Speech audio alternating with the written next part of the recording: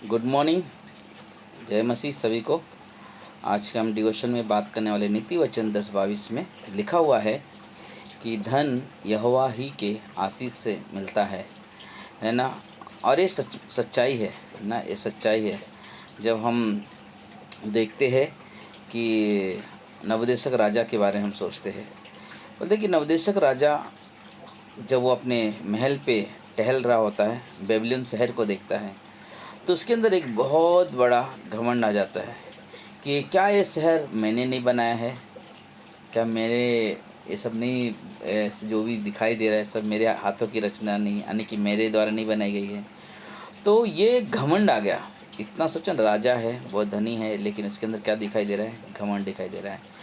और जैसे ये शब्द उसके मुंह से निकलने वाले थे, उसी वक्त आकाश से शब्द आते हैं कि हे राजा, तेरा राजपाट तेरे हाथ से निकल गया। सचमुच ये हमारे लिए जानना बहुत ज़रूरी है कि अपने जीवन में शारीरिक चीज़ों को ना आने दे, कभी भी ना अपने जीवन में शारीरिक चीज़ों को ना आने दे, यानी कि घमंड ना आने दे। हम जब अब्राहम को देखते हैं तो अब्राहम का हृदय एक परमेश्वर की इच्छा अनुसार पूरा करने वाला हृदय था ना। अब्राहम का हृदय परमेश्वर की इच्छा पूरी करना, उसका इच्छा बनना था। जो भी परमेश्वर मुझे देगा उसी में मैं संतुष्ट और आनंदित रहूँगा। रियली वो अब्राहम का जीवन था, ऐसा था कि ना जो भी परमेश्वर देगा मैं उसी में क्या करूँगा? आनंदित रहूँगा, संतुष्ट रहूँगा।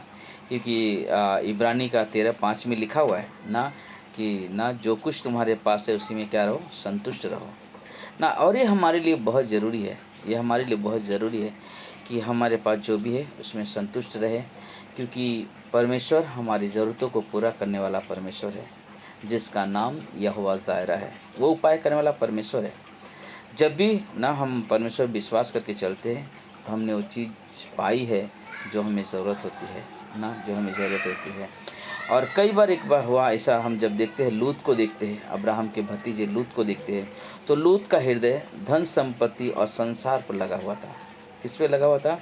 धन संपत्ति और संसार पर।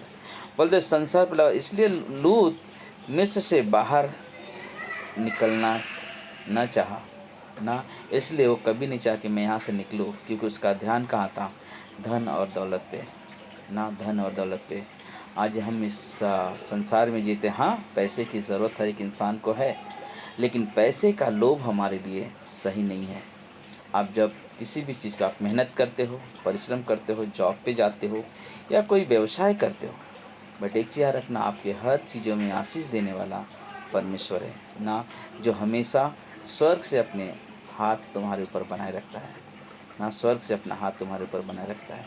बोले हमें भरोसा रखना है परमेश्वर। इसलिए नीति वचन में सुलेमान लिखता है कि धन यहोवा की आशीष ही से मिलती है ना, यहोवा की आशीष ही से मिलती है।